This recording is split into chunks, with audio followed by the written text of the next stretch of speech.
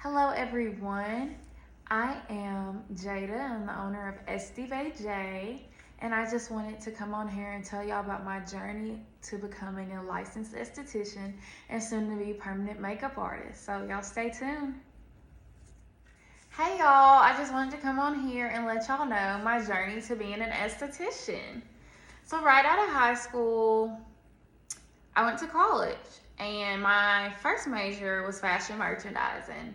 And that was my heart, that was my love. I grew up taking sewing classes and I just knew that was it. So I was going to major in fashion merchandising, but then once I started touring like the colleges around here, I was like, okay, their programs are good, but I want great.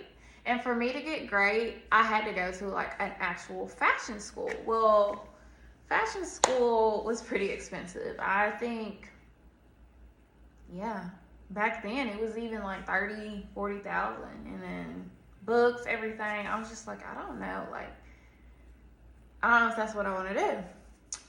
So then I dug a little deeper and I was like, okay, I like helping others. I think I want to be a teacher, but specifically I wanted to do special education. Grew up around people with disabilities, and I was like, okay, this is what I want to do. I want to be able to help them. I want to be able to help others. So I started taking all the prerequisites for teaching and special ed, and then like when I was starting to get into like the main core classes, I just started thinking, I was like, I don't know, teachers just don't get paid that much, and it's a lot of work, especially for special education. Like, I'd already shadowed, so like I knew how intense it was gonna be, and I was just like, I don't think they get paid enough, like, for what they're doing. So then I kind of let that one go. So then my third major was one of my friends told me about occupational therapy because she was interested in it.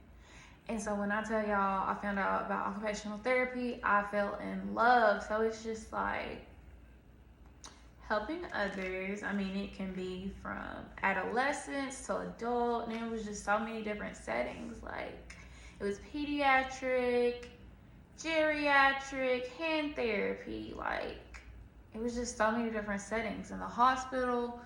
So I fell in love. And so I finally was like, okay, this is it. This is my major. I started taking all the prereqs, got dug deep into those sciences and all those math courses that I needed. And so I applied to the occupational therapy assistant program and did not get in. Like, when I tell y'all, I think they only wanted us to shadow like 10 hours. I went well above and did 40 to 50. I had my letters of recommendation, and all my like prerequisites were great. They were all A's and B's. So I didn't know why I didn't get accepted, but it was cool. And they only accepted students once a year, so I was gonna have to wait an entire year to reapply. Well, I decided, man, forget that. I'm gonna go ahead and get my bachelor's. So then got my bachelor's in health science, and then I applied to some schools for occupational therapy. Well, I ended up getting accepted into a school. I ended up getting accepted to a doctorate program for occupational therapy, and I was so happy. So I began that program, and it was my dream career. Well, I ended up having a panic attack during one of my practicals, and I just wasn't able to finish it. I froze up, and I went blank. Like, there's no other way to explain it. And so after that incident, my professor ended up coming up with all these false accusations about me. And so she got me suspended from the program. And at first, they sat down and they spoke with me, and they told me, we understand things like this happen, maybe you need to find some medicine to get on or something so you can get this under control. But, we'd love to have you back, but, you're going to have to sit out the rest. I went ahead and completed like the rest of the semester. And, I tried my hardest, like all my grades were good.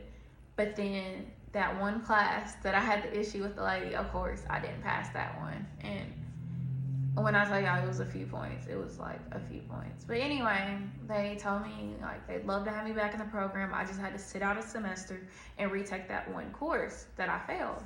So I'm like, okay, yeah, like that's what I'm gonna do, give myself a reset. So then I got an official email from them, and it was like completely different from what they told me in person. So then I was just like, I don't know, this is too much. I prayed about it, and I was like, I'm not gonna go back. So I applied to another program, ended up being another doctorate program. They were actually merging from a master's to a doctorate, and I got accepted. I was gonna go. And then, I don't know, I just started thinking about like the tuition. It was like way more expensive than the one I was previously in. And so it was $100,000, and that was just for tuition. That wasn't books, that wasn't room and board. So then, right before, like literally 2-3 weeks before I was supposed to move, I told my parents, I was like, I am not gonna attend. Like, I don't think I'm ready. Plus, I need to save up some more money because, like, the second time around, I was like, I'm not working. I'm not working at all.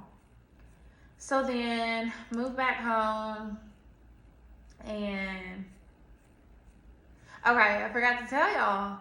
When I was completing my undergrad, I found out about lash extensions. This was probably 2017. I was in class, and I saw this girl, and I was like, oh, your lashes are so pretty. Thinking they were her natural lashes. She was like, oh, no, so-and-so did these. And I was like, what? I was like, they look great. And she's like, oh, I can give you her number. So I got her number, and y'all, became addicted. Started getting my lashes done all the time. All the time. Y'all forgive me now because I had, I don't know, all my lashes fell off. But yeah, fell in love, started getting my lashes done all the time. All the time in college. I don't even know where the money came from, but hey, I had my lashes done. I was looking beautiful. Fell in love, and then the girl who was actually doing my lashes decided to start teaching classes. So I was like, okay, I know how much I'm paying for lashes. So yeah, maybe I could do this. Maybe I could make some extra money. So I took the class. I think I was like maybe the second person she ever taught. And I could tell. But you know, the little supplies she gave me, I took that back to my dorm. Well, not my dorm, my apartment. And I just started practicing. And so finally, you know, I was watching videos on YouTube. Finally, I was like, okay, maybe it's time I get a model now. So I asked one of my lovely roommates if I could do her lashes, and she agreed. And so back to in the doctorate program, I moved home and I started doing lashes again on family and friends. And so everything was going great. Like, I was feeling good. And then COVID happened. And I wasn't able to do lashes anymore out of my home. So I was like, give up lashes after I finally got right back into it and I felt passionate about something else again after, you know, getting suspended from my doctorate program. I was like, so what am I gonna do? So I looked up, I was like, I didn't know what was needed to legally do lashes. Like, I knew I had just taken a class and I had a certificate, but obviously I was like, this isn't going to be good enough to just be in someone's shop. So I researched. I live in Tennessee. I researched, and in the state of Tennessee, you have to have a cosmetology license or esthetician. When I tell y'all, I hadn't really heard of esthetician at all. Like, I don't think I knew anyone with that title.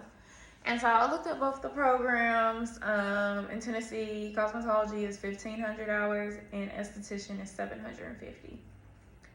And so, I don't know, I just looked it up and I was like, I think I want to do esthetician because esthetician dealt more with skincare and, body hair removal. And of course, it said I could do lash extensions with it. So I was like, I enjoy skincare. I like getting waxed. So basically, all my loves and passions just was merged into one. Like with cosmetology, you can do more, but I don't know. I was just focused on esthetician. So yeah, that is my kind of summarized story of how I fell into this wonderful career of being an esthetician. So y'all stay tuned. On this channel, I'm going to tell y'all so much more about my life and being an esthetician. Thank y'all.